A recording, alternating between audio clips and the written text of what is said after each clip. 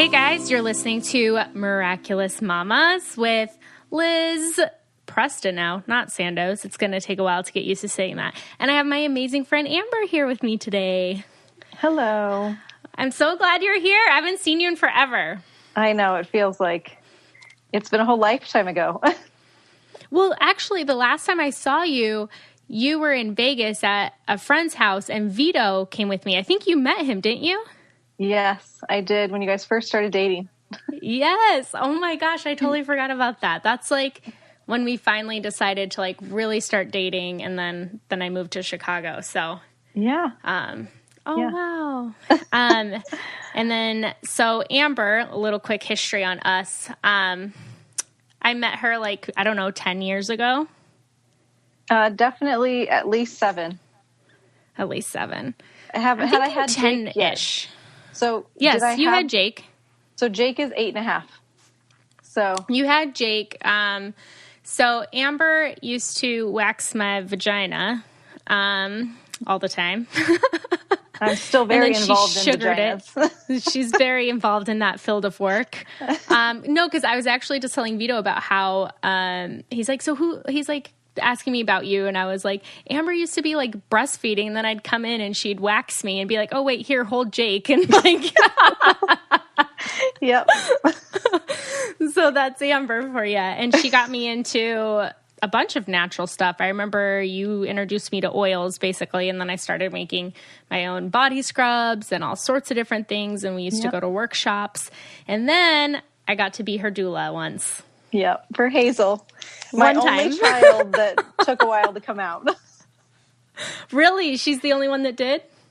Yeah, she's the only one I rushed to the hospital for, and the only one that decided to hang out inside of me instead of outside. Yeah, so I got to be her doula for Hazel, and then she moved to California, far away from me at the time. I'm a mountain person now. I got my gray hair and my mountain You life. just have the one streak of gray hair, though. It's just I got a whole bunch now, Liz. You haven't seen me in a while. I have like a whole head of gray hair. This is all gray. It's all gray. I got dreads. I got gray hair. I got beads in my hair. I'm a mountain hippie. You know, I wouldn't expect anything less from you. Yeah, that's so funny. Well, I love the mountains. Vito and I just got married in the mountains. We've just, I don't know, ever since we started dating, we would joke about like if we ever get married one day, we're going to do it in the mountains. And I find the mountains to be very healing. I think maybe because I'm an air sign. So for me, it's grounding. Yeah. You know? Yeah. But I've always been drawn way more to the mountains than the beach, although I do love the beach. And lately I've been like, I could probably use some ocean ions or whatever going on, because that helps too. But I've always just been more drawn to the mountains. And I think it's because I need that like earth. I need the grounding. I need, trees. Yes. Oh my gosh. Yes. So what is happening in your life right now, you guys? So Amber's going to talk to us today about surrogate life.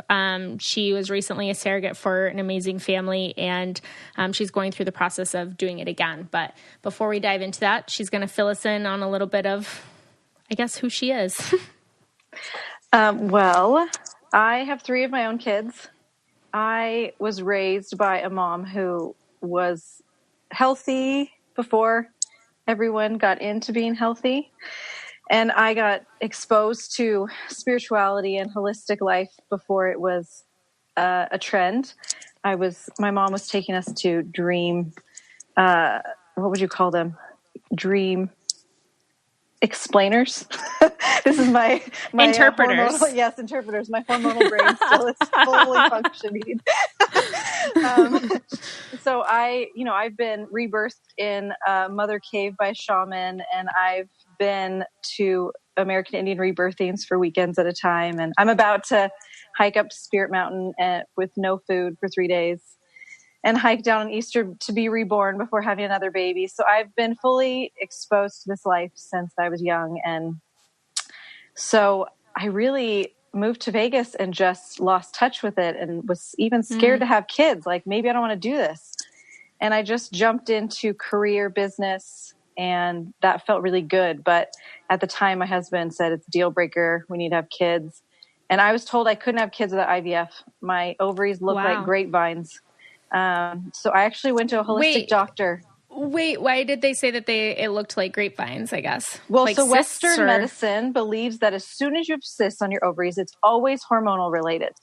But in holistic world, when your liver is sensitive, it doesn't even have to be on a bad side of the spectrum, just sensitive.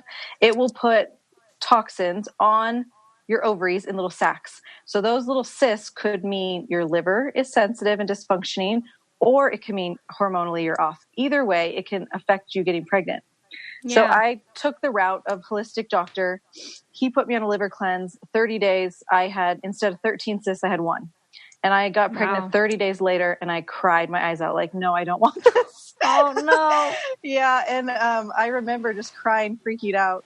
And my husband was like, do you really want this to be the memory you tell your first child, that you cried when you found out you were pregnant with him? So I got on board, and I got so sick. I get sick all the time with pregnancies, but he was high risk. He was scary because of the high risk. He was a 1 artery umbilical cord baby. So I had to do the crazy needle in the belly thing. What is it? Amniocentesis. Yeah. I had to do that. And he came 3 weeks early. And from the moment my water broke, he was born in 4 hours. It was just like a wild, crazy whirlwind. And when he was born, my whole life changed. I feel like you go back to your roots, what you were taught. Yeah. And so for me, it was, I don't want Western medicine. I don't want antibiotics. I don't want any drugs in my kid. I want him to be as healthy as possible. So if he got sick one day, the medications would work. I don't want him to be used to them by the time he's 20. So that's how I got into oils and holistic medicine, and even more than I already had been. And then I didn't think I wanted any more kids after him. Pregnancy was hard, and he was hard as a baby. The first 1 year of life was just miserable, like screaming nonstop. He was just upset. And it just took me on a path to find out, babies can't talk. Western doctors believe it's like one thing. They're guessing. They don't know everything. So, nobody does. No. So I took him to holistic doctors and had him muscle tested, and I tried everything. And by the time he was a year old, he was like the easiest kid ever. And he's a lot like me. So he's kind of OCD and left brain. So, I could just, which is weird because I wouldn't picture that about you, because you're also such a creative type. I'm way right brained. But you're like, but I don't know. It's hard for me. I think because you're so open and creative, like I can't picture you just as like a left brain person. Oh, it's funny because I feel like I'm all left brain, and I have such a hard time getting to my creative point. But you've also been so like, go, go, go. I could see how you've been organized, because since I've known you, when I met you, you were in that just business phase. Yeah. Right? You were like, I'm going to work you worked all the time, either with the oil stuff or with your esthetician stuff. And you opened the one clinic with the massage and all of that. Like, you were constantly holding workshops and working. And I guess that's kind of like, I met you during that phase. Yeah. I literally sugared a vagina at 10 o'clock at night with Jake on my back in a sling while he's ripping my hairs out. That's how much I worked. Yes, I know. When he learned how to eat, I flew home for 4 days in between Christmas and New Year's so I could work for 36 hours straight on all the cocktail waitresses while my mom watched my baby in the living room. Yes. Yeah. Well, then I remember you started taking clients in California too. So you would go back and forth. Yes. Jake constantly. Jake was on a plane 12 times before he was 1 year old. Wow. Yeah. But I loved it. I craved it. It made me, I can feel my worth as a female, as a woman, as a mom better when I'm working. For me, motherhood is not, I can't just be a mom. It takes me away from myself if I give up that part. Yeah. But it's good that you know that. And I know that so many of our listeners can relate to that, because one thing that like we've talked a lot about is being a mom is hard. And then also just being a mom and just the judgment between moms of, oh, you're a working mom. Oh, you're a stay-at-home mom. Oh, you know what I mean? And it's like, hey, my worth, I feel better as a mom when I'm working and providing for my family as well. Like that's, you know, that's awesome that like, you know that. So then you probably don't carry that guilt either. Well, I mean, I think this year is my biggest year for figuring out my guilt stuff that I'm holding on to. But I breastfed almost all my kids for almost 2 years each. And I could not pump. I hated it. So for me, it was everything I did in life had to have a baby attached to me until they were 2. And then when they hit 2, I like ran away. I would leave once a month and go by myself for like 4-day weekends. And I wouldn't even call home to check in. I was like, I need to be away. But I didn't feel guilty at that point because I just gave up 9 months of carrying and growing and then 2 years of breastfeeding. And now you're 2 years old. You know who your mother is. You know she cares about you. And now mommy needs to get back in touch with mommy time. Yeah, for sure. So Jake really taught me how to be a mom. And then my grandmother dying. My grandmother and I were really close. And when she died, I regretted not having a second child before she passed. And so then I thought, okay, I'm going to get pregnant. We're going to have another kid. And I did. But I actually lost the baby at 6 weeks. There was never a viable baby. It was no heartbeat. My body actually absorbed the baby, but I had a sac that my body fed blood for 6 months. It would feed it blood as if it was a baby. And then I would like look like I'm hemorrhaging. And then that sac would stay there so it could refill. And I actually went and saw a healer about this before agreeing to the DNC because I didn't want a DNC. I wanted to be able to do it naturally. But my healer friend said, you know, your body wasn't ready to be pregnant, but mentally you talked yourself into it. So this was the perfect middle ground. It's like your body now is like, look, you're pregnant, ha ha ha. But really you're not. There's not going to be a baby for a really long time because there's no actual baby in there. So I did have to have a DNC after doing that for 6 months. But I got a DNC and got pregnant with Hazel right after that. And it just, I think, gave me time. It gave me time to really know for sure that's what I wanted. For Hazel to be ready to, you know, come to Earth. Come Earthside. And she's named after your grandma, right? So the Elaine part is named after my great-grandma, my grandmother's mom. And my grandma lost her mom right before I was born. And then my grandma died before Hazel was born. So, it was an unfortunate, you know, coincidence in my family of this rotation. So hopefully we can stop that. But, Hazel was a wild win because I didn't get sick I got sick. I didn't feel good, but I didn't puke. She was easy. She wasn't scary. There's no high risk, you know. By then I was more confident what I wanted. So that's when you were just becoming a doula and I didn't even know what a doula was. Was this 5 years ago? So Hazel will be or 5 March 30th. Yeah. Mm-hmm. So, you were one of my firsts. Yeah. And I was a hospital. I think you had done a bunch of home, but not hospital. Yep. Yeah. It was and Ashley right around the same time. Yep. Yeah. Ashley's is just a couple, like half a year younger than Hazel, something like that. Yeah. Oh, okay. So Hazel, I wasn't worried about. I kind of already knew what I wanted, what I was going to do, how everything was going to go. And remember, I was going to try to go all natural because of how fast Jake came. But then everyone talked me into going to the hospital so soon because of how quick Jake was. And then she just wasn't ready to come. Right. And then they want the labor to progress. And she talked me into breaking my water, which I would never, ever, ever do again. Which is something, too, like, I know I was so new. Like, now I just feel also a lot more confident in my practice to have those conversations with you, to know, like, for you to, like, be able to make those decisions confidently, you know? Yeah.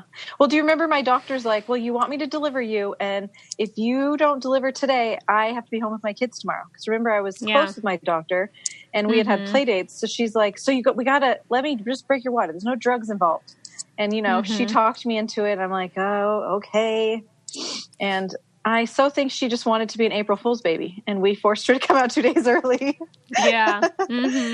Oh, and then the puking, you know, that instant puking and breathing it in and choking on it. And, that was just like downhill. But once I got that epidural, we all took a nap and she was fine. And I mean, it wasn't scary enough to, you get over it and you learn from it. And I knew how I wanted Jason to come after that. It was just another experience to help the progression. And Hazel was the easiest baby ever. She was so easy. I knew how to use my oils by then. I knew how to stop colicky baby by then. And for me, I knew how to change my diet so she felt better. I knew all these things. She slept so good. I had to sleep with my hand on her because I thought she would die in the night because she was so quiet. Jake never did that. If Jake fell off my nipple, he was wide awake. Right. Oh my gosh. Hazel was like, you have to force me to eat because I just want to sleep. Yeah. So totally different. And now she's a psycho and she's like my hardest child. Oh my gosh. She's a dramatic actress. She has an IEP for her speech because she wanted everyone to learn her language. She didn't want to learn English. Oh, wow. Yeah. Mm-hmm. But she's so artsy. You could give her a black dry erase pen and a dry erase board and she could draw you a portrait, like an amazing picture in black and white at 4 years old. Like she's just always been such an artist. Mm-hmm. So That's just so cool. So different. I'm going to take a moment to tell you about the most comfortable flat that you will ever put on your feet and that are perfect for any occasion, and that is Rothy's. Seriously, you're never going to want to take them off. Rothy's is the everyday flat for life on the go. They're stylish, classic, comfortable, and they come in 4 fashionable styles: the flat, the point, the loafer, and the sneaker. They also have girl sizes. I just got the sneaker a little while ago, and I love them. They're seriously so comfortable. And one of my favorite features is that they are made from recycled plastic, which you guys know that I love to give back because they have reached 20 million bottles recycled, and they're machine washable. Let's face it, your feet sweat, they get dirty, and you can just throw them in the wash. Those are my favorite features of it, but they have so many cool colors, designs. You have to go check them out. Plus, they're royal approved. Meghan Markle slipped on her Rothy's recently on an Australian tour with Prince Henry, and they have been flying off the shelves ever since. I love my Rothy's, and I know that you will too. Right now, Rothy's has an amazing deal for the listeners. Use code BABES to get free shipping with no minimum. Free shipping and free returns or exchanges on your Rothy's shoe. But trust me, you're not going to want to return them. Go to rothys.com. That's ROTHYS.com and enter BABES to get your new favorite flats and free shipping. It's a no-brainer. Shoes that are comfortable, stylish, and sustainable with free shipping. Go get yourself a pair today. Rothys.com, promo BABES, and get this deal while it lasts. And then how did you have Jason? Well, after I had Hazel, my husband and I had always said we never wanted more than 2 kids. 2 was good. But I literally birthed Hazel, and I think you were with me one time when I said, God, it just feels so easy to have her. It's almost like I could have a third. And I was like, ha, ha, ha. And I had been told by a Buddhist that did meditation with me that I would only have 2 kids. And even if I wanted a third, I'd never be able to have a third. But she popped out and just something in my brain said I would have a third baby. And I just knew this. And we moved to California. We started traveling abroad. We moved to California when Hazel was like a year old. And we started traveling abroad in the summers when Jake was out of school. Oh my gosh, I remember because you went to Ireland. And Scotland. We traveled 2,400 miles in 1 month with a 15-month-old and a 5-year-old. Goals. We went all the way to the Northern Isles of Scotland, and we saw beaches that I don't think people realize exist. And we hiked up and touched the old man's store on the Isle of Skye, so Jake could hear his Nana speak to him through the wind. And we did crazy, crazy stuff. And it was amazing. Like swam a jellyfish that don't sting. What? Where was that? In Ireland, actually. It was a beach full of jellyfish. And I was like, oh my gosh, don't get in the water. They sting. And then we see this little girl swimming and her grandma is on the beach. And I looked at the grandma and said, so do the jellyfish not sting? And she's like, I guess not. Oh my God. I was like, you let your granddaughter figure that out on her own. I guess not. She's fun. Yeah, it was just covered, like so many. I was like, oh my gosh. Okay, well, kids are good. Yeah. So, yeah, we just had an amazing, crazy experience. And, we're in a tiny little car driving on the opposite side of the road. And the very first experience we have on the freeway in Ireland to get to the boat that would take us to Scotland was a chariot-drawn horse practicing for his race on the friggin' freeway. Oh my goodness. And we're driving down on the wrong side of the road and we see this horse start racing down the freeway and we're like, well, we're not in California anymore. Right. We're not even in the United States anymore, obviously. Yeah. So it was just amazing. And I knew like Hazel will never remember that detailed, but for me, it was always important that my kids remember that they experienced things that were different and that they aren't afraid to get outside the box. I don't want to live in a box. I'd rather be homeless than be secure in a home just because that is what everyone thinks living is. Like, I just need my kids to know that, if they want to be a beach bum and learn how to surf and travel the world in their van, then I'm all good with that. They can just stick me in the seat when I'm retired and take me with them. You would be. I can totally see that. Okay, so then what made you want to have Jason then? So nothing. I just never went on birth control. And one day I just knew I was pregnant. I took a test. I did not tell my husband for about a month to make sure I was going to abort it. And then I told him one night he should sit down. And I told him and he freaked out, like had a really, really like, oh my God, how'd this happen? And I'm like, well, do we need to go through an anatomy lesson of how this happened? Right. Because I was breastfeeding still. And so in his mind, it was like, wait, and so I told him, we didn't want to tell family yet, just in case. Cause I still had that in the back of my mind that I might not be able to have 3 kids. Like I might abort this baby. So, we waited and I said, you need to tell somebody because I have friends I could talk to that aren't going to tell people, but you're still really freaking out about this and not able to grasp that it's going to be okay. Like we'll figure it out. And, we were supposed to be traveling abroad again that summer when he was due to be born. So he called his sister and talked to her and they didn't want more than 2 kids. So I think he thought everyone was going to freak out. And so he was worried about what everyone was going to think about, like, why are you guys doing this? But his sister's like, this is going to be great. It's meant to be, he's a family of 3 kids. So, it's going to be fine.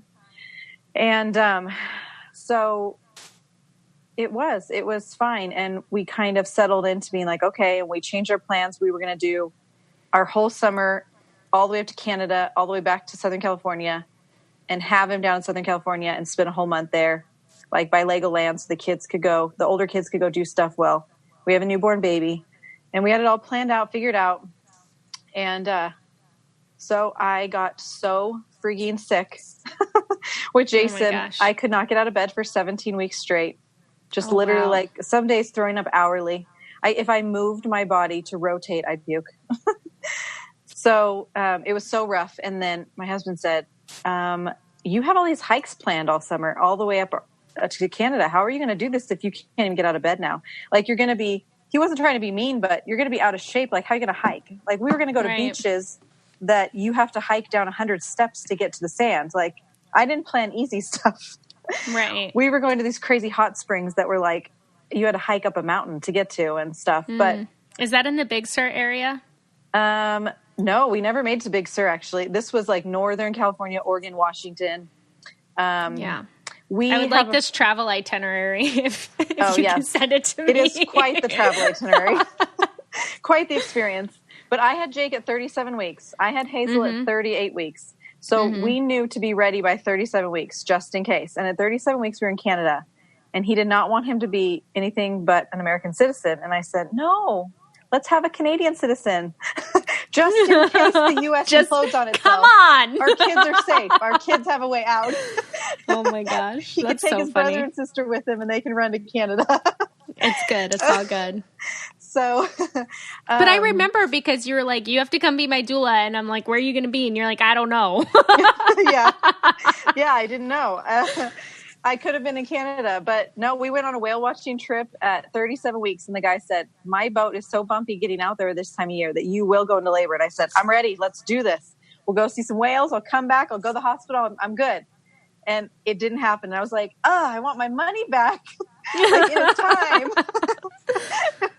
Yeah. And then we went to this one Black Santa Beach that was an hour drive down the steepest, windiest mountain you've ever could imagine. And once you got to the Black Santa Beach, you had no hospital, no reception, and at times no Wi-Fi.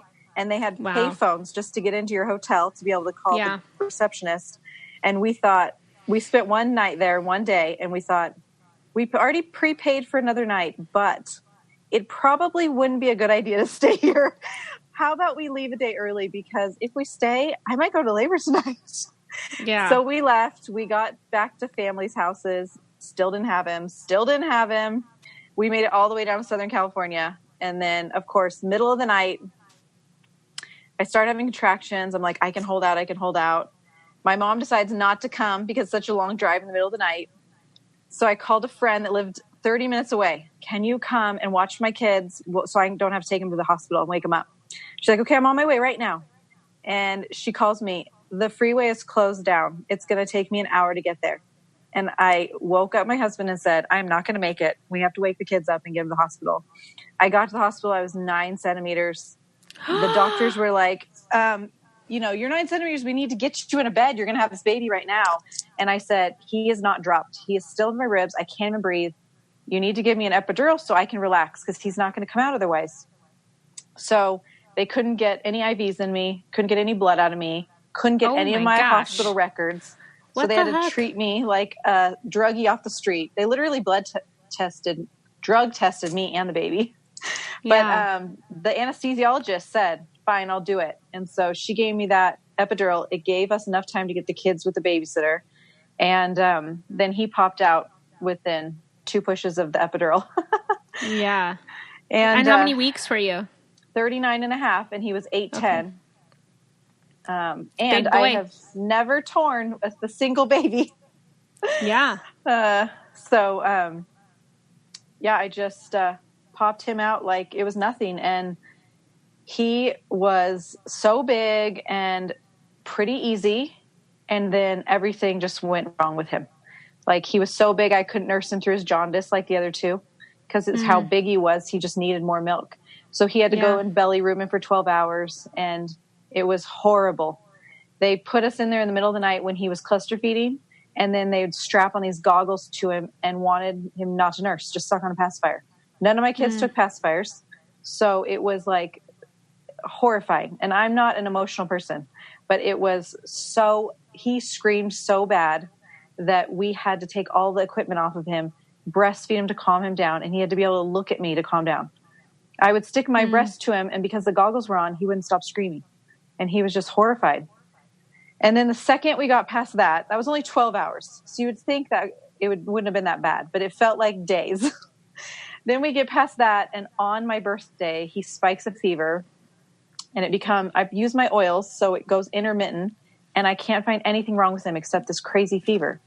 And so we rushed him to the hospital, and I'm not a hospital goer, but they said their blood-brain barrier isn't sealed when they're that young. So fevers can mean all sorts of crazy things, like they could die. So, of course, they fear you into everything. And I rushed to the hospital. I did everything. They couldn't find anything wrong with him except this frigging fever. So they had to grow cultures, which meant him and I had to sit in the hospital for 3 days with IVs and his arms strapped down to a board for the IVs. And we're sleeping on one of those couches that they give the husbands to sleep on, him and I, so that he can breastfeed while I sleep. They give me a crib, and I'm like, my baby's not going to sleep in a crib at, a week old. And it turned out to be E. coli, and it was probably from a circumcision. Oh my gosh. Yeah, but it was like the simplest E. coli anyone can get, and it lives on foreskin.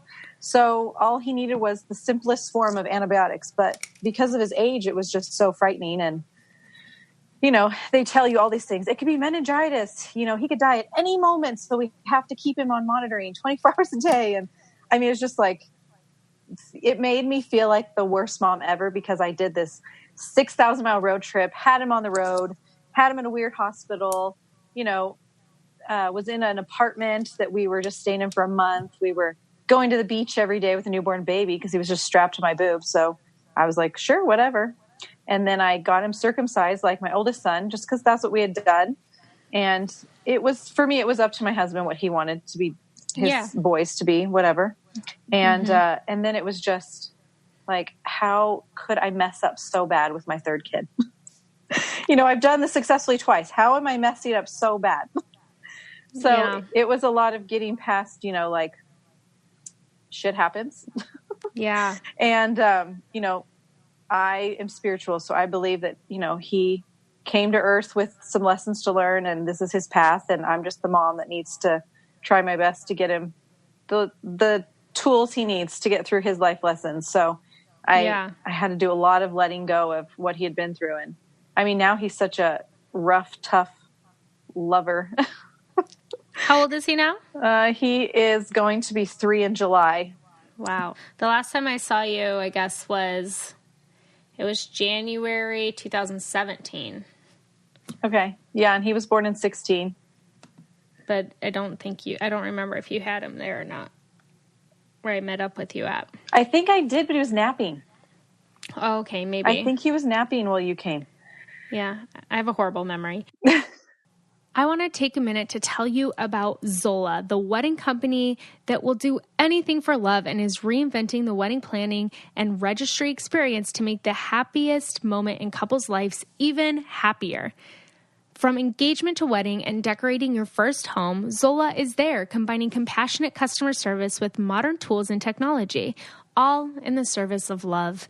Zola is the easiest way to plan your wedding and register. Join the 500,000 couples who have used Zola. Zola takes the stress out of wedding planning with free wedding websites, your dream wedding registry, and affordable save the dates and invitations and easy-to-use planning tools. They make it so easy for you. One of my favorite features is the fact that they offer you a free wedding website. That's what Vito and I chose to do for our wedding, was put everything up on a website so that people could just look up all the information that they need. Websites make it so convenient when you're wedding planning. And you get to start with a free website with them.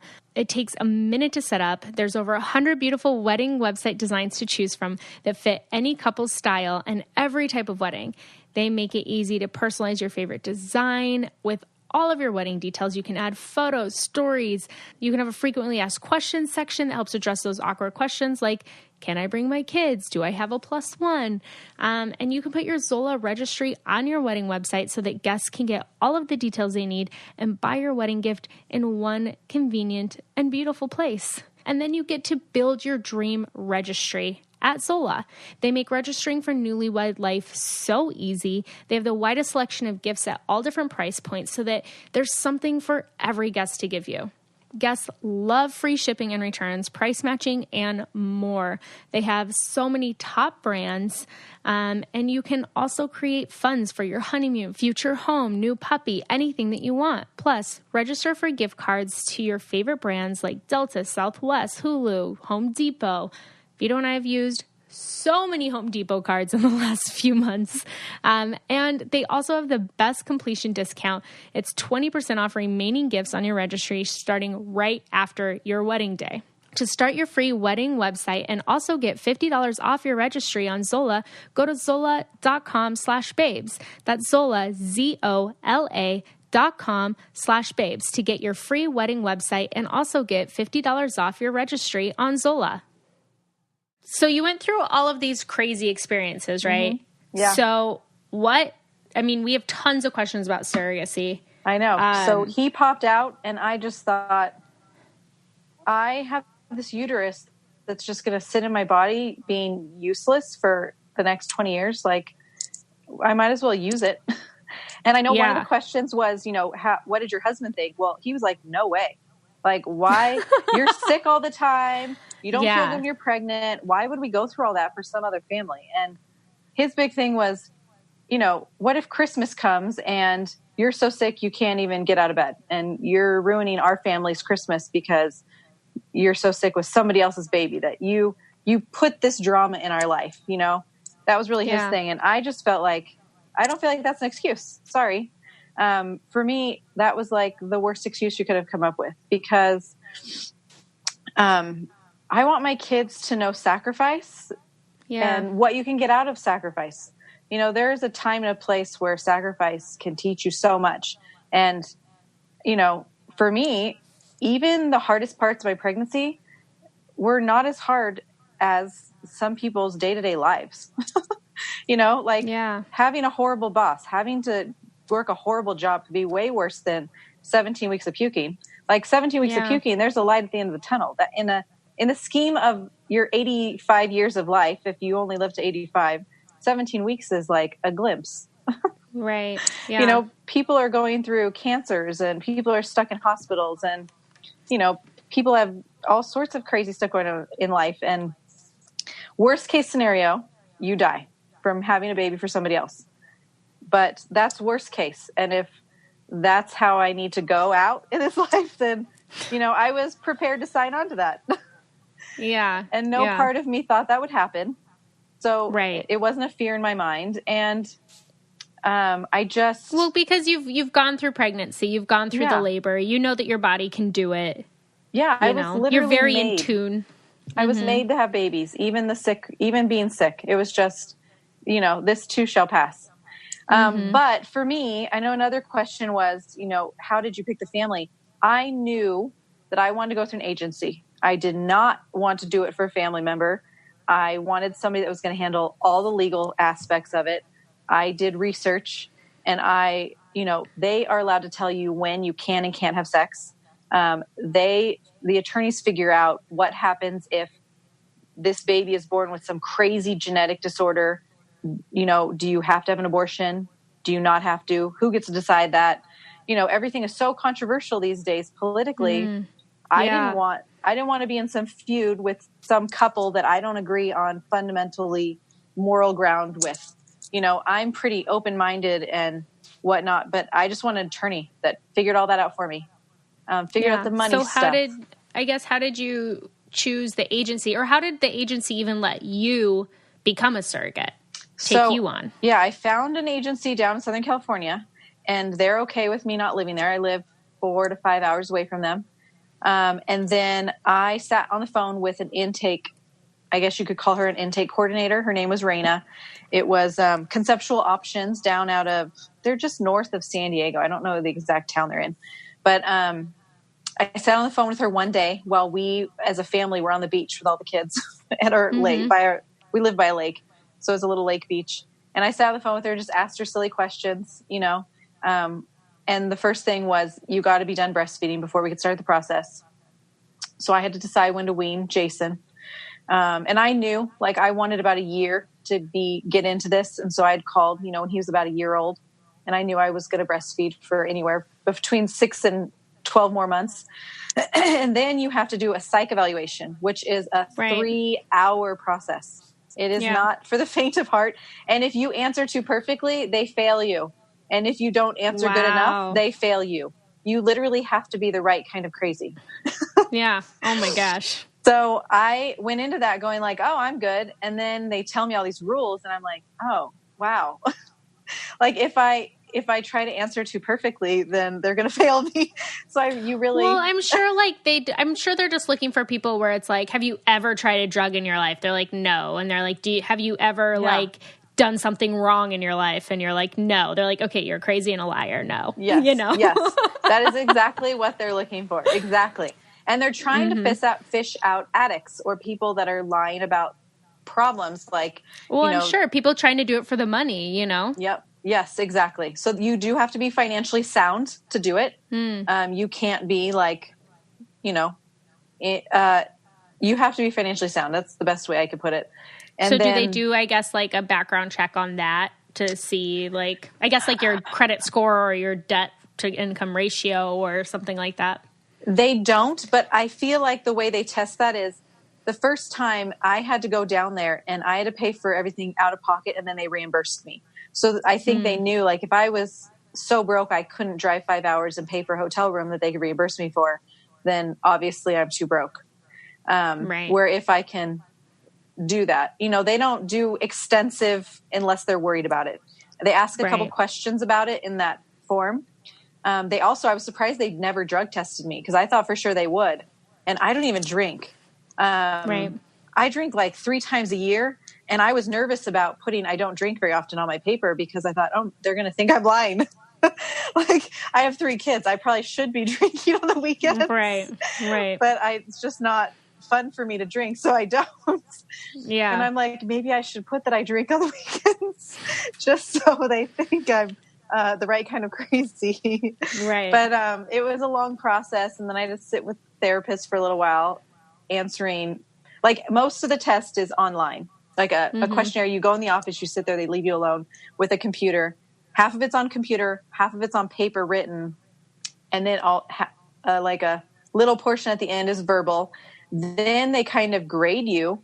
And then you have to book an appointment with a therapist about a week later on the phone. So that I think what she wants to know is if all of a sudden you changed, like you really prepped yourself for that day and then something happened and then you're totally different person on the phone with her a week later. Yeah. And what's funny is they noticed that a couple of my questions, I was a little stressed out. And I had booked this trip around, you know me, doing like 3 other things at the same time. So I went down there, I did some facials, I did some sugaring, I did my psych evaluation, I met up with some other friends. And I had just had this really dramatic trip out to Vegas where this just crazy thing happened. And I was staying at a friend's house and we spilt on her husband's laptop water and broke it. And we offered to pay for it, but she really freaked out. And I was really stressed out about how freaked out she got over like a laptop. You know, like we paid for it, we fixed it. And she was just so over the top about this horrible thing that happened to her because we stayed with her kind of thing. And she picked up on it on my psych evaluation. And she actually asked me about it. Like, were you going through something? And I'm like, actually I was, but I didn't think I showed it. I thought I hid it well. Right. Yeah. So they really want to know that. And then the next part that was horrible was I had to give 16 vials of blood. And I am a blackout giving blood type person. Yeah. So I honestly feel like that was the most dreadful part, was like all in one shot.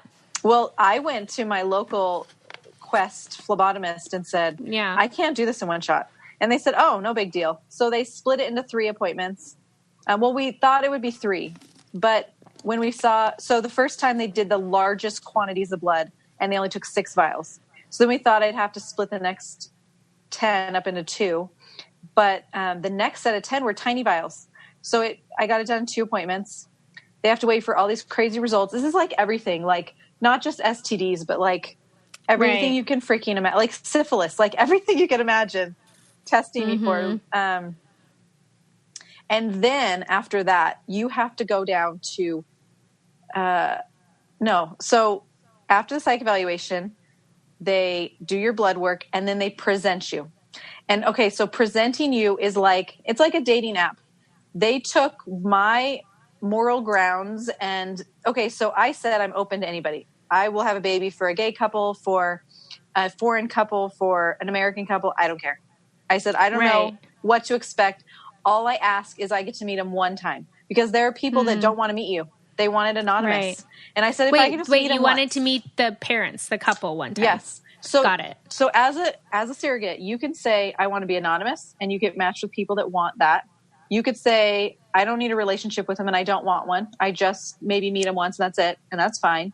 Or you can say, I want to be involved with them, and they will try to match you with what you wanted. They don't want to match you with like, oh, I don't want to have a baby for a gay couple and I want to be anonymous. And then they try to match you with family that wants to get to know you and they're a gay couple. Like, you're allowed to be that. You can be racist as far as they're concerned, just because they don't want it to be stressful on either end, you know, for whatever reason you want. So for me, I was like, I don't know what I'm getting myself into at this point, so I'll just be open to whatever. So they presented me, I want to say it was November, and I kind of thought I would meet families in December. Like, people would be like, oh, Christmas is coming. I want to have this set up to have a baby next year before Christmas. Wait, November of 2017? What year is it now? It's 19. So you had the baby in 2018. Yes. Okay. But I didn't. And so all of a sudden I thought, oh my gosh, maybe I'm not wanted. Maybe nobody wants to be matched with me, you know, because they're presenting me. And then January, I got the call that, hey, this woman wants to meet you, but she's in Shanghai. And so that time difference is so dramatic. And we were traveling at the time, of course. And so, of course, It was actually when Greg's mom died. Greg's mom died. Oh, no. Okay. And his I didn't niece know that. died.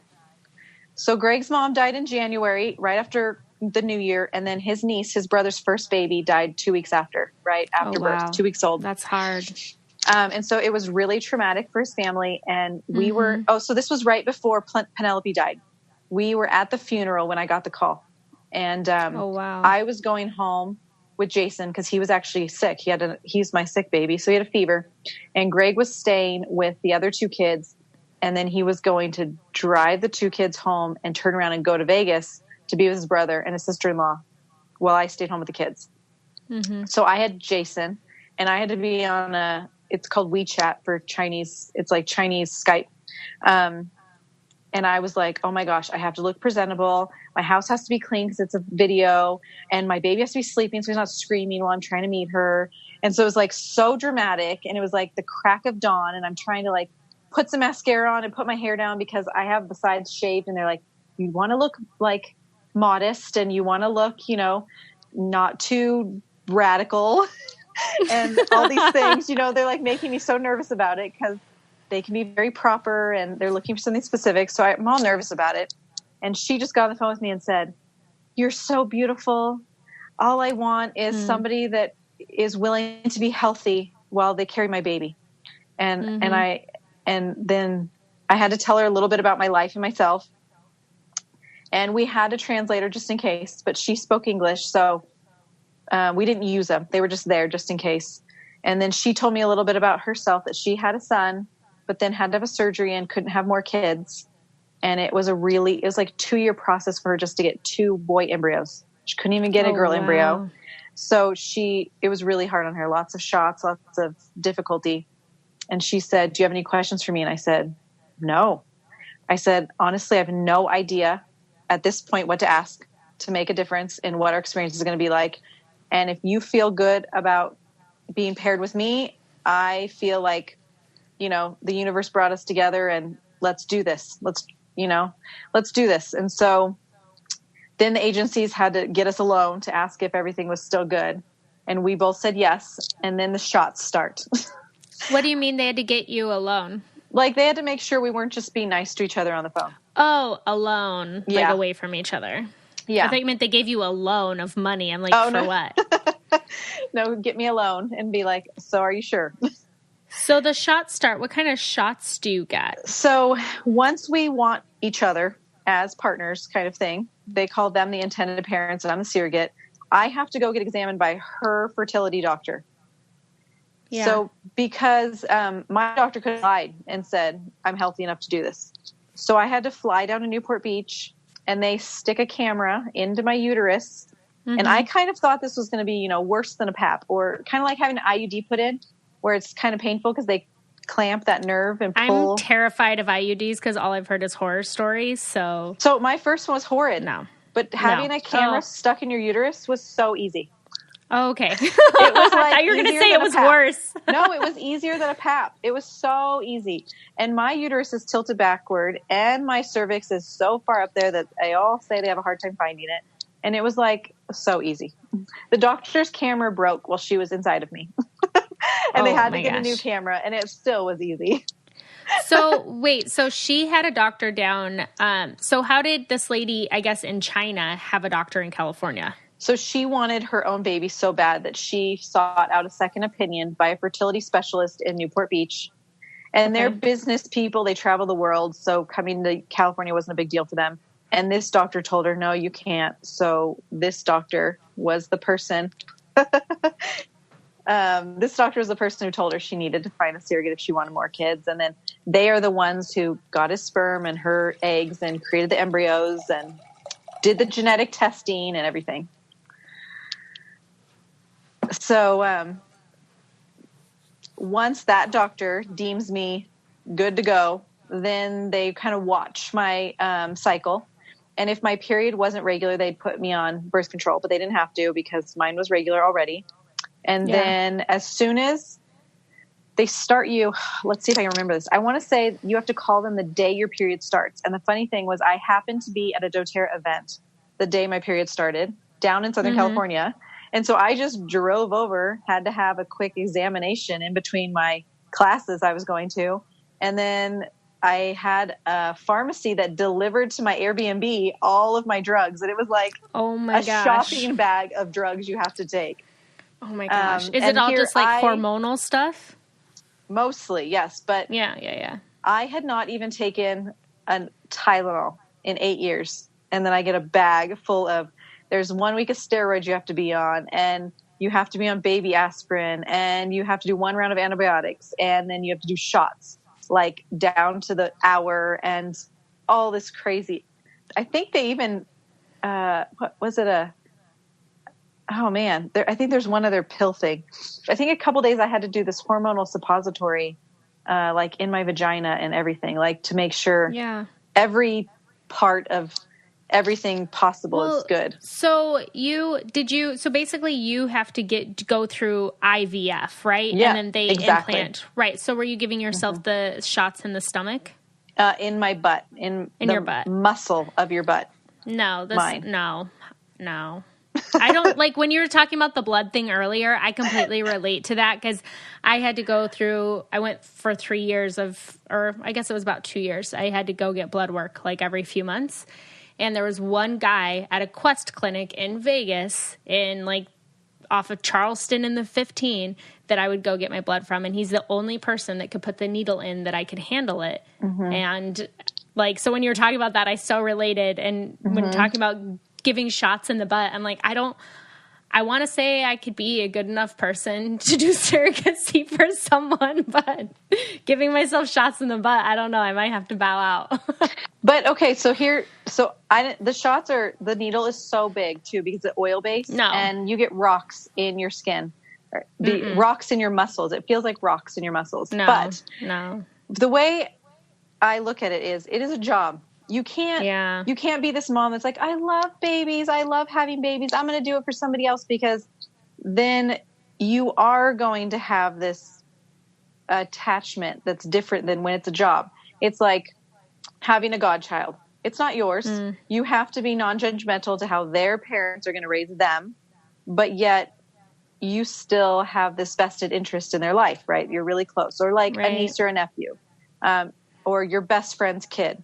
You know, there's always going to be things even the closest people to you do that you don't agree with, and that you would not let your kid do, or you wouldn't do with your kid. And yet you let that go because, you know, it's their life and their lessons to learn, and you love them for who they are.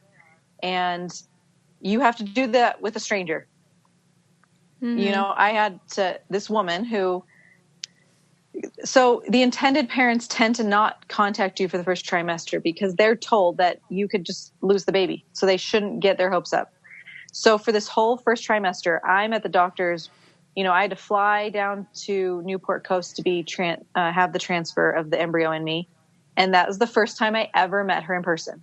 This was after she was there. So she flew in. They usually try to, and wanted to meet me. And I walk into the waiting room, and she's sitting there, and she brought me expensive Chinese traditional tea and, you know, try to buy me these little gifts, you know. And then she was going to sit in the waiting room and have me go back. That's, I guess, how they do it. I looked at her and I said, no, this is your baby. You need to be in the room. If only one person's allowed in there, then my husband can wait in the waiting room and you can come with me. And luckily the doctors are like, no, you can both come in. And so she had to see me get naked from the waist down for the first time, the first day she ever met me. Because there's no like curtain or anything. And I just had to be like, I signed up for this. So hey, that happened the first time I met you too, Amber. Yeah, but you got naked, not me. Right, exactly. That was way easier for me. True, very true. But then they give her a picture of this little tiny embryo that's like 6 days old that is in the lining of my uterus. And, you know, it's just like an amazing experience. And you can't help but instantly be connected to somebody, even if they're a stranger, no matter what their beliefs are, no matter who they are. You know, you're just now connected. You have their DNA inside of you. Wow. And you just signed up to grow them a baby. And it's theirs, you know. It's like baking somebody's cookies in your oven. It doesn't make them your cookies. Well, I mean, your mindset does seem obviously so healthy for this. And you have to have that mindset. But I mean, over and over, the questions were about emotionally? Like, how do you, you said, okay, 17 weeks is nothing, but when you're puking your brains out and it's not even your kid. So Liz, I puked my brains out so when I hit 7 weeks, I started puking. I had to puke behind a wall with my legs crossed so I wouldn't pee myself because I have had 3 kids while walking to Hazel's gymnastics recital. Mm-hmm. And then it didn't stop until it got so bad that they thought I was going to abort the baby and I had to be rushed to emergency room to check. He was fine. Wow. So I never took drugs with my kids. I'm very anti-medication. However, they were so nervous. They begged me to take it. And I said, you know what? I'm not getting paid enough to be bedridden for 17 weeks again. So I said, okay, give me the medication. I tried the normal medication is Diclegus. It's like taking a sleeping pill mixed with Dramamine mixed with B vitamins. That's what you're taking. And that sounds like a dream to me because I've been having a hard time sleeping. See, I do not. So for me, it made me a zombie. I hated it. But sounds like it would make you a zombie. I was on 4 of those a day, and if I stood up, I still puked. And I hadn't been able to eat in weeks, and I could barely keep water down. So my doctor, I went down to see her, and she said, there's a new drug out called Bongestra, and it is like double strength of what Diclegus is. Let's try it. So they give me samples, and I could take that, and I could survive, and I could wean myself down to only having to take them at nighttime. So I still couldn't do anything and function in the early morning. But then by the time my kids had to be picked up from school, I could drive. I wasn't loopy. And so I got through all my samples and I was like, okay, well, maybe I'm good. Like I took it for a while. Maybe I'm good. I was off it for 12 hours. I'm puking again hourly. So my mom, we tried to get me a prescription. Nobody carries it. They have to order it. And it's a $715 prescription. And if you take the right dosage, it lasts you not even a month. So I had to get okayed by the parents. And of course they were like, whatever, we just don't want you to die. So, and then my mom drove an hour because, I live an hour from any doctor or hospital. So my mom drove to get me samples to make it in time so the pharmacy could order it and get my prescription in. Oh, wow. So, but once I was on this, the only time I still puked was when I would drive to my son's school, which is down in Yosemite and the roads are super windy. So even driving, I would get car sick. Mm-hmm. And, but man, every day it was like, okay, if I went out and got a job that I could easily hate my coworker and it would be way more miserable than puking occasionally, in my opinion. Oh my gosh. You're a saint, Amber. So I tried to go off of it at 19 weeks. I couldn't do it. I actually found that you have to wean off that stuff, that if you cold turkey it, it just makes you sicker. So by 21 weeks, I'd finally weaned myself off the meds and I was good. And at 21 weeks, I started doing nonstop yoga, body work, and swimming. And what's great about surrogacy is that your job is to grow a baby. So to grow a baby, you need to take care of yourself. So I can tell you that my self-care game was so on point because they're giving you a monthly non-accountable allowance to take care of yourself. So I didn't spend every dime on myself, but I'm a huge body work advocate. I got neurosoma and craniosacral therapy. And after being in bed for, that first trimester, you're so tight and sore that I couldn't imagine laboring with all that body aches and pains. Right. I could not recommend enough to get body work while you're pregnant so that labor is easier and smoother. And swimming. We have a resort up here and I have some people I know that work there. So they got me a key to the indoor pool that feels like a bathtub. And I would go by myself and do 30 minutes of laps with a life jacket under me. I'm not talking strenuous. I'm talking my big belly hanging in the water, laying on a life jacket and just frogging myself across the pool. And then I sat in the jacuzzi on the top step. So my hips would be in the hot water, but my belly was out of the hot water. So I could just soak my hips in hot water. Right. And that was weekly. I did that. And I did yoga 3 times a week. And I mean, I still gained a ton of weight like I always do with all my pregnancies, but I was in the best shape with this pregnancy, the most flexible, the best shape. I took care of myself. And I don't even think you know this, but I decided, what month was that? June. I had him in December. So what? Like about halfway through my pregnancy, I decided that my marriage wasn't great, and I decided to separate from my husband. So I don't think I did know that. This is new news.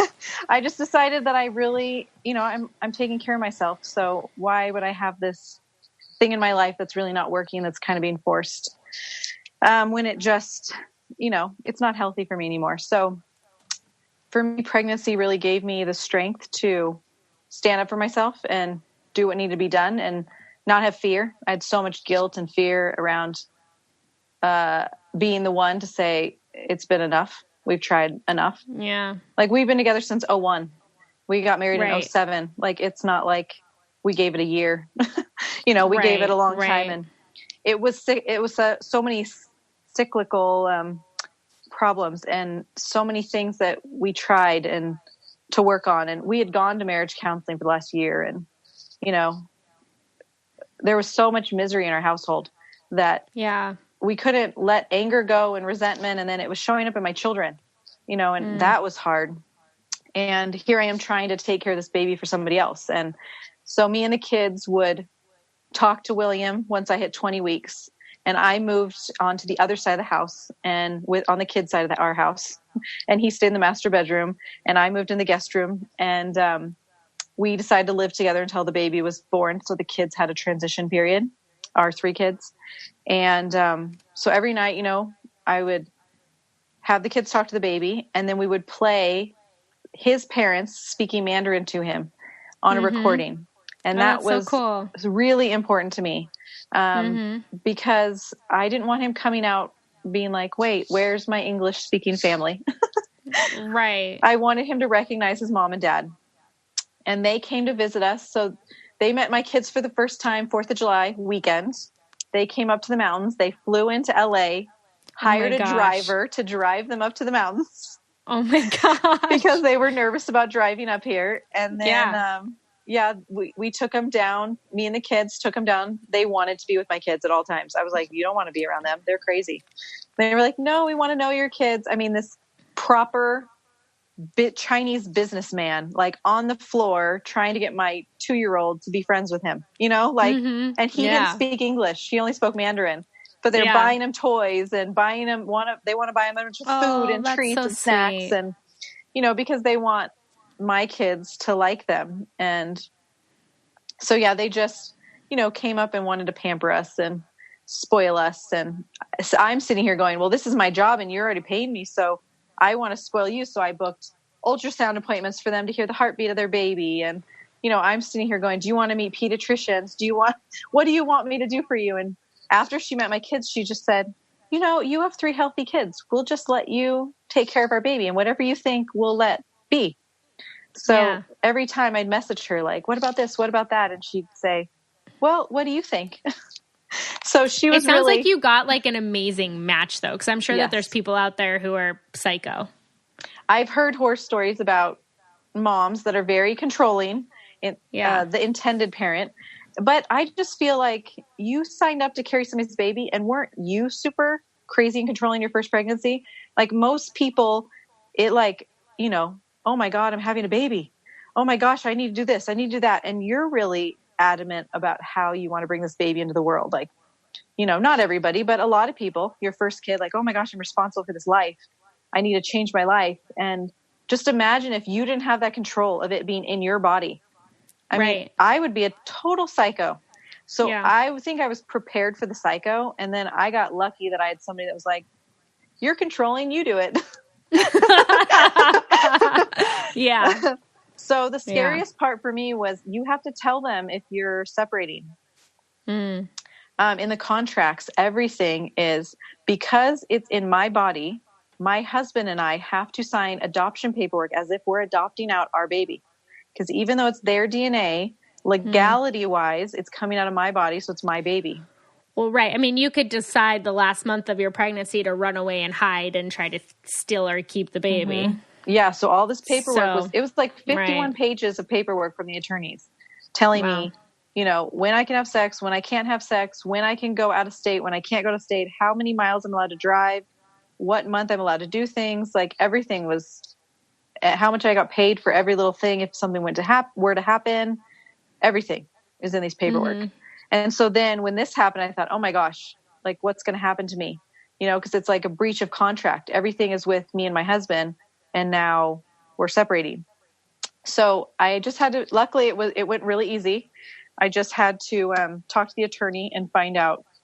She wanted to know if we went through a divorce, it would have been really a lot of work. So because we decided to only separate at the time, as long as he agreed to still sign all the paperwork when the baby was born, then we didn't have to change anything. And then I was scared that Angela and Arthur, that was their American names, they would think poorly of me. Like, right. You know. Yeah. And so the agency told them they're supposed to be like the middleman. So they decided they should tell them. And then I messaged Angela and said, so I heard, like, I know they told you. And she said, well, we're a little worried about you, but we were told not to ask any questions because it's too personal. And I said, oh no, your baby is inside of me. There is nothing too personal you could possibly ask me. And if it's a question I don't want to answer, I'll just tell you. But we need to be able to say anything in front of each other. Like, you're a different culture. I could say something that completely is upsetting to you just because it's not my culture, you know, right. And I don't want to be on my tippy toes. So I want you to be able to say, whoa, or be understanding. And I want to be able to do the same for you. You know, I kept telling them I'm vegetarian, and they kept bringing me steaks every time they brought food. They come visit so me. Funny. They go to Whole Foods and they buy steak and chicken, and they want me to stuff myself with meat, you know? And I'm like, I don't eat any of this. And you just spent like $300 on Whole Foods. Like, but the vegetarian didn't cross over in the Mandarin English language barrier. So interesting. They just told me, you know, they were worried about me being tired and taking care of myself and having too much on my plate with being a single mom. And But you weren't technically, I guess, like a single mom at the time, because you and Greg were still co-parenting, you know? Yes. So that's what I tried to relay. And then I think when they came down again, they got to see that, you know, it was just me and the kids, and we met them down in Fresno so we could be closer to where the hospital was going to be, so they could see the hospital and stuff. And my mom came with me, and so they got to see how I had help. And, you know, my kids are getting older, so it's not like I have a little baby I have to carry around all the time. And so that was good. And then it was just getting the birth plan ready, you know, and the intended parents almost always want to be in the room, but it's up to the surrogate. You can choose not to allow them in the room because you're the one experiencing the birth. And I felt like that was really selfish, making a decision not to allow them to be in the room when it's their baby. That was just my judgmental opinion of the fact, because I know a lot of surrogates decide that they do not want their intended parents in the room. But what I was nervous about was when we did the ultrasounds, so they could see William when they came to visit, because that was what his American name was William. Yeah. The husband wouldn't even look at me while I lifted my shirt up. So I thought, you know, just for my belly scan. So I'm like, how is he going to be in the room with my vagina hanging out? Like, he's afraid to see my belly. And so because I was separated, I requested a doula to be paid for instead of them paying for my husband to take time off to be there for me. Yeah. And she okayed that. So I found a doula that was willing to drive up to pick me up if I needed a ride, because I figured if Greg was at work and my parents had the kids, I needed a ride to the hospital. So I found this girl. She had birthed 2 of my friends' babies, not birthed, doulaed 2. And she was in a midwifery program. So she wanted to be a midwife, but I was having the baby in a slow time for her. So she was willing to take me on, and she just charged me. I got charged $800, and she was willing to pick me up and be my doula. And she came and met Angela and Arthur with me. And I just told her, I don't want to be in labor and be dealing with, should we be in here? Should we not? I don't know what to do. Are you comfortable? Are you not comfortable? Oh my gosh, I didn't want that. So I just thought, I'm like 32 weeks at this point. I'm going to just message Angela and say, you guys need to talk about it and decide now. Like, if you're in the room, you're going to see my vagina. And you and Arthur need to discuss it ahead of time, because I don't want to be in labor going, are you okay? Is this okay? Should we be here? Should we not? Right. And so they said, we really want to be there. So then I said, well, you need to get down here a month before he's born, his due date is, because I could go into labor at 37 weeks for all I know, because that's my record. And she just kept saying, well, can you ask the doctor what day you're going to go into labor? And I'm like, the doctor? You're like, I don't know. I said, the doctor told me, oh, it could be any time between 37 weeks and 40 weeks because that's your history. Right. So their business was super busy, and they were really struggling with booking a date out here. And so I booked an Airbnb house right by the hospital. And I did something on my phone. I don't know what. I just can't. Oh, there you are. There we go. Just couldn't see it for a second. So, and then Angela booked her flight for December 26th. And so we were really hoping I'd make it. I was due December 4th. So I thought, okay, I can make it. Wait, so she booked the flight 3 weeks after you're due? No, so I was due January 4th, and she booked it for January. December. Oh, okay. Yeah, I thought you said December 4th. I was like, sorry, wait. I might have. Okay. So she booked her flight, and I thought, okay, I could do this. And so I was really like telling William, we're going to make it to the 26th. So as of before Christmas, I was having contractions, but it was like Hazel, like, okay, I'm not ready, but I'm having contractions. So I just kept texting her and telling her, like, he could come. I'm holding him in, but he could come. And she's like, well, I could be there in 12 hours. So if he comes sooner, I'll hop on a plane. And in her mind, she thought I would labor for like at least a day. So she thought, no, Don't worry. I have time to get there. So Christmas, 3 days before Christmas, I took a road trip with the kids up to the Bay Area, got my vagina all sugared. I took the kids bowling with my best friend. Yeah. I went swimming on Christmas Eve. And then Christmas Eve night, we got home from swimming, and I looked at Jason and I was like, you're going to get the flu tonight. Darn it. I know you're getting sick. I could see it in your eyes. I was up all night long with him with a fever, just like dousing him in oils every hour to keep his fever down. So I didn't sleep at all. I fell asleep probably 3:30, and I woke up at 4 a.m. with my first contraction. It was like, okay, this is for real. But in my mind, I said, my babies don't come without an epidural. Like, they don't drop. So I'm just going to suffer through the contractions, and I'll make it through Christmas, and I'll be good. I'll have the baby tonight or tomorrow morning, and Angela will make it. So I texted Angela at 4:30, and I said, I'm going to have him today at some point. I'm going to try to make it all day. And she's like, I'm on the plane right now. I can be there by 8 p.m. tonight. I didn't want to call my doula until 5 because I didn't want to wake her up. So I called her at 5 a.m. and said, my contractions are now every 3 to 5 minutes. I'm getting in the shower. Oh my But gosh. I'm going to try to make it through Christmas with my family. Because my kids were leaving at noon to go up to be with my in-laws because it was the first Christmas without their mom. So I only had to make it to noon. So my kids were already awake because between sick kids and my oldest son being too excited for, Santa stockings, I was like, I'm going to get in the shower and then we'll do stockings. So go see if your dad's awake. I was telling my oldest son. And so I got in the shower and I couldn't even make it through washing my hair. I was like on all fours in the shower trying to wash the conditioner out of my hair. Oh my gosh. And my doula was texting me going, how's it going? And so I got out of the shower and I'm like, well, I just got out of the shower. I shaved my legs. I got my hair washed, but my contractions are still every 3 to 5 minutes. She's like, well, I'm on my way. And it's an hour for her to get up to me. And so this is like somewhere between, it was like between 5 and 5:30 we were texting. So I'm on all fours in my living room with my arms on the couch. My baby is sound asleep because his fever was spiking again. My daughter's crying because she just got over her flu a couple days before that. So she's like tired still.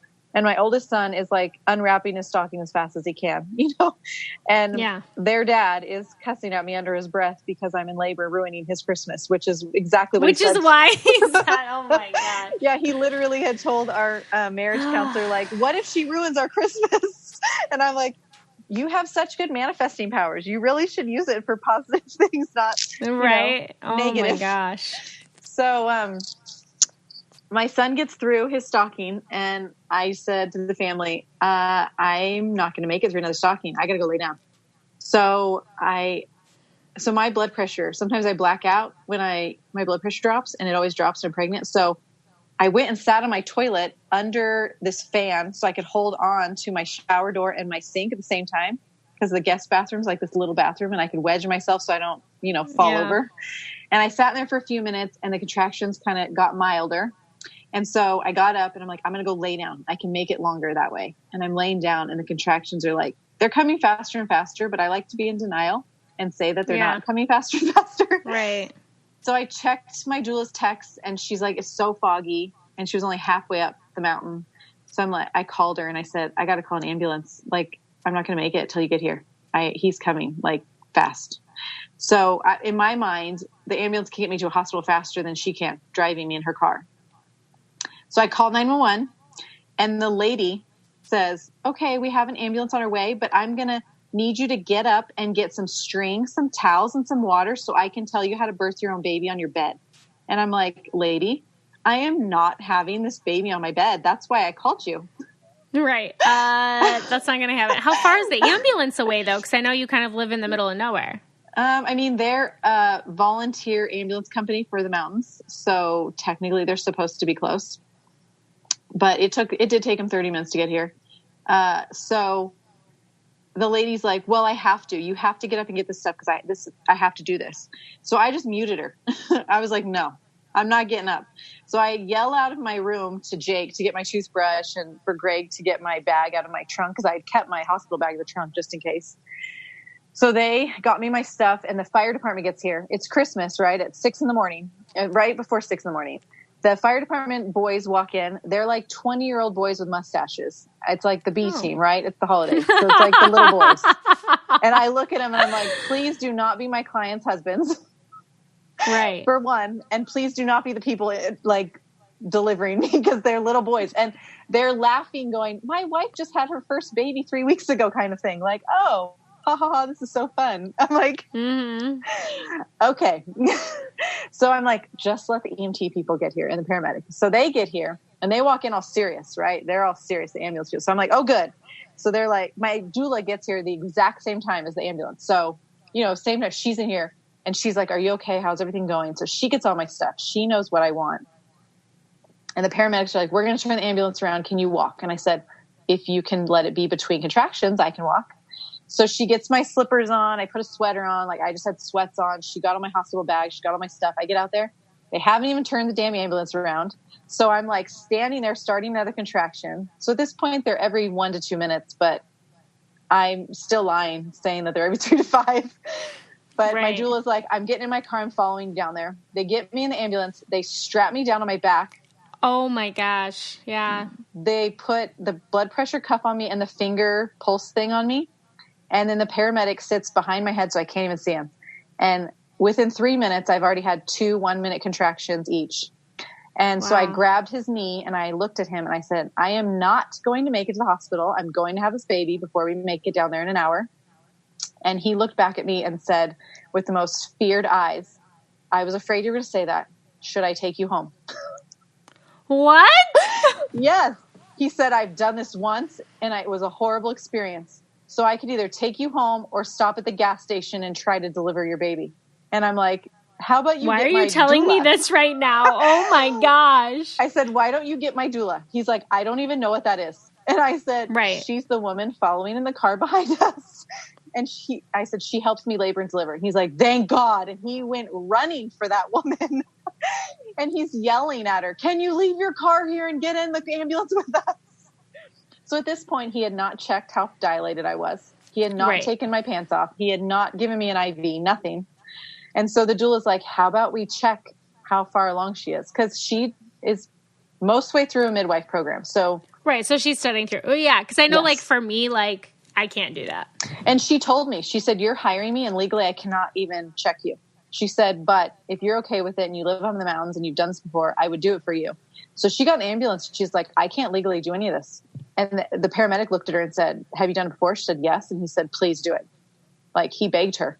So she helped me take my pants off because I'm having another contraction. So I'm like, I can't help you. Like, I got to breathe through this. She's like, don't worry. And then she said, you are 9 centimeters, but you are not crowning yet. And I said, then get me to a hospital. I can make it then. If you're here with me, I can make it. So we head down the hill. We think, sirens are on and everything. So we're thinking. And you're crowning. Oh my gosh. I wasn't crowning yet. Okay. But my contractions were a minute on, a minute off. So we get we think they're going to go really fast, right? So we're like 40 minutes, we'll be at a hospital. So I could do this for 40 minutes. So this is the picture though. You have to picture in an ambulance. You're on a gurney. Mm-hmm. So one leg, I put my leg on her knees. So my hip is on a metal bar. My other leg is up on plastic shelves because the paramedic will not touch me. Still, he will not touch me. One of my hands is gripping onto the seat next to me, and my other hand has to just grab the wall of plastic shelves. I have to hold one of my own legs, and she has my other leg in between her legs so she can help, but still hold my hand. So it's super uncomfortable. So I yelled at the paramedic and told him to get the effing strap off me because it's still strapped down. And I'm like, I can't labor strapped to a table. So he got it off me very quickly because he really did not want anything to do with me. And I get a couple contractions down, and I looked at her and I said, it's coming faster. And she said, let me teach you how to pant. So she taught me how to pant through them so I wouldn't push. I panted through 2 of them. And I said, he's coming like now. So she checked again and she said, you're crowning and there's blood in the sac. So it could mean nothing. But she looked at the paramedic and said, it could mean something's wrong with the baby. So we need to be to a hospital now. She needs to get this baby out of her so we know what's wrong and we need to get to a hospital. And so he says, well, should we go to the children's hospital? Because that's closest. And we're like, my gosh, the children's hospital cannot labor and deliver me. Is there someone there that's going to deliver the baby? So we're like, no, get us to a hospital. And so he's like, okay, well, it's further. So I don't want something to be wrong with the baby. And we passed up a perfectly good hospital. So he's on the phone with the children's hospital. And they're like, no, go to a hospital. So I couldn't make it to my hospital, which meant my doctor couldn't come see me. I could only make it to St. Agnes, which was a little like 10 minutes closer. So she's like, okay, so remember, my water is not broken at any point. So I still have an intact sac. And I, in the past, have always been strep B positive. And so I'm freaking out going, I have no IV, no antibiotics for the baby, not knowing that because my sac is intact, he's safe. So it's like divine universe timing of everything. So one push, he pops out, water, everything breaks instantly. Like it didn't stay intact. It popped as soon as I pushed him out in one push. And she sets him on me and the paramedic goes, let me cut his cord. And we're like, no, do not touch him. Yeah. But I am in a puddle of amniotic fluid with a baby on me, and he can't find any towels, any blankets, no stethoscope. The baby's not crying. We don't know for sure he's breathing. So Audrey, my doula, is asking for a stethoscope. Right as he goes to hand it to her, we exit the freeway and a car runs a red light and hits us head on. So we get hit head on, and my doula flew. The baby starts sliding off of me, so I had to grab him, and I'm in a puddle of amniotic fluid, so I just start sliding off the gurney. So she caught me by the shoulder, so me and the baby stayed put. The EMT is bleeding, and this woman is running, going, my brakes went out, and is everyone okay? So the paramedic's screaming, like, we have to get her to the hospital now because William's purple. He's not, like, pink. Oh, my gosh. So the doula had one of those, like, they look like potty pads because she didn't bring her bag. She's like, I legally wasn't supposed to do anything. So she had a potty pad to put on him. I had my sweater wrapped around him. The paramedic found 2 washcloths to put on him. So we're driving down the rest of the road to the hospital with a EMT that's bleeding, a headlight that's hanging, and our bumper hanging off the ambulance. And we make it to the hospital, and all the clocks went out, so we have no idea what time he was born. And so they messed up and told the hospital, they guessed a time, which meant he was born an hour ago, but it was only like 15 minutes ago. So the ER doctors treat me like my placenta is stuck inside me. So they cut the cord, take the baby, put him in a warmer, and start yanking on the cord. They start jabbing my stomach. I just went through natural childbirth for a 6-pound, 10-ounce baby, and they're putting their fingers in my vagina, jabbing down to try to force me to contract. And it was the worst thing ever. And my doula, I'm screaming at them, like I am cussing them out. They can't get blood out of me. They can't get an IV in me. You know, like they're traumatizing me after this, you know, pretty for everything that happened, the birth was pretty easy, even with the accident, compared to what they were putting me through. And my doula is trying to be all calm, explaining to them, it's been an hour. She's okay. And they're like, no, we got to get this out of her. They're screaming at me. That ER doctor, I never saw him again because he did not like me because I was screaming at him to stop touching me. And he's like, I'm trying to save your life. And I'm like, I promise you I'm not dying right now. I said, I'm too coherent for death.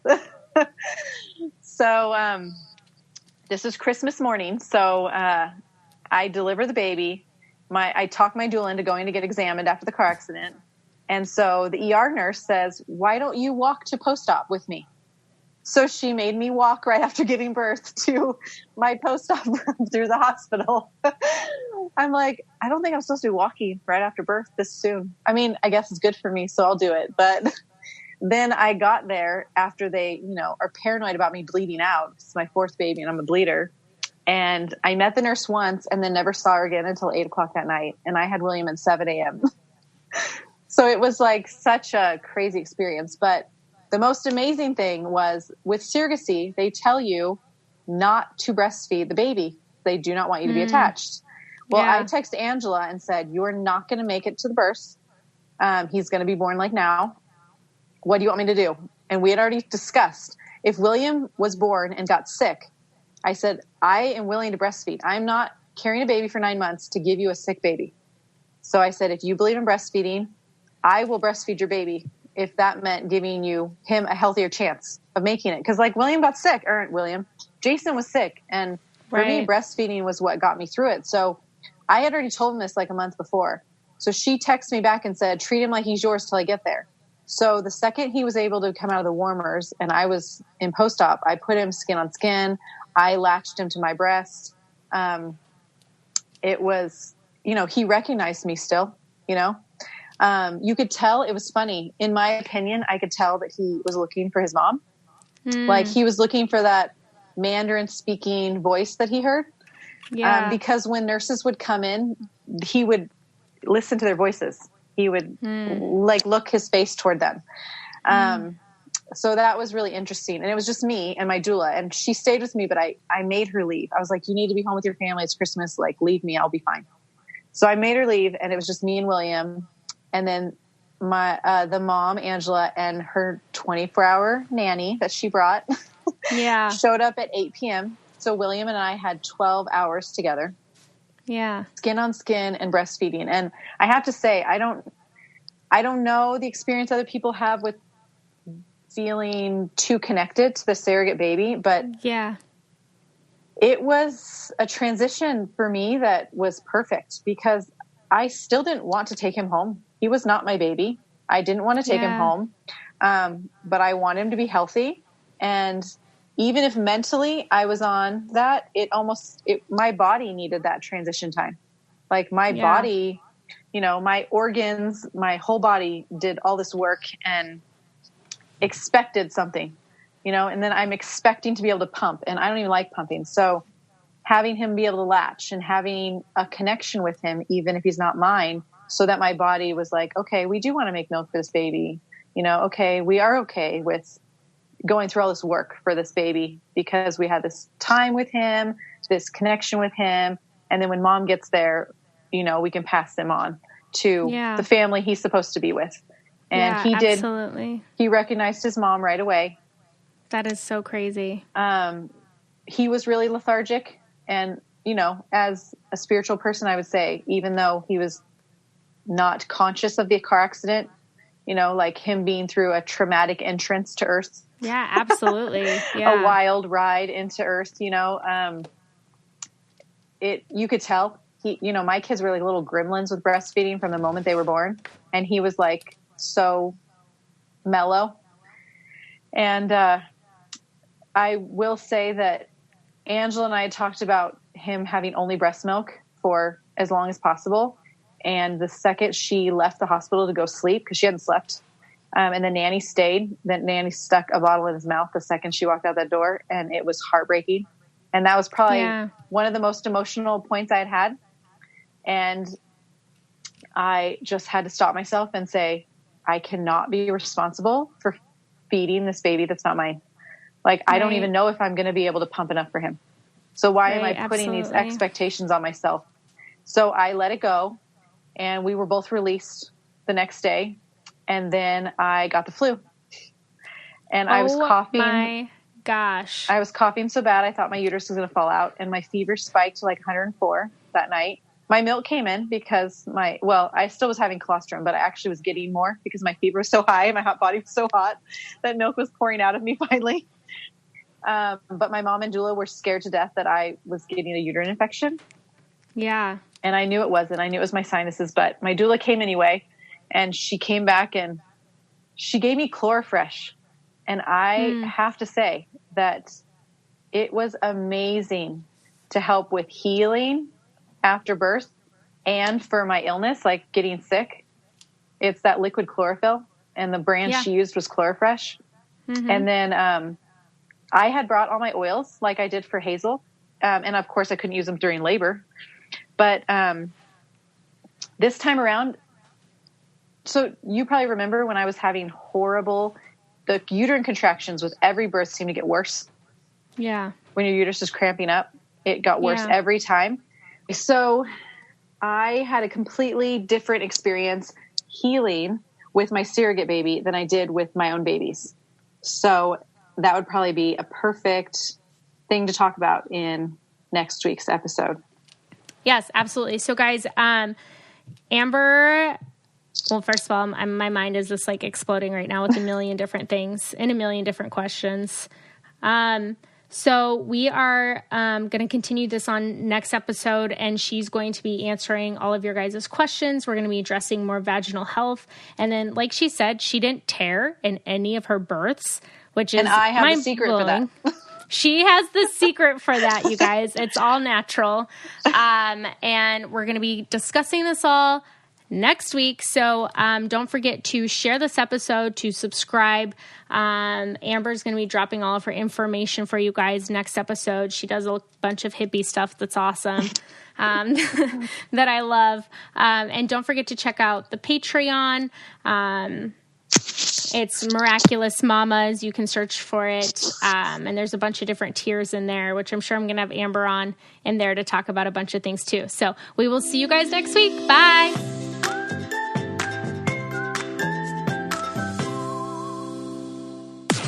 This podcast is brought to you by Wave Podcast Network. Check out all of our shows, including the Brain Candy Podcast, I Don't Get It, Coffee Convos, and Let's Talk About It.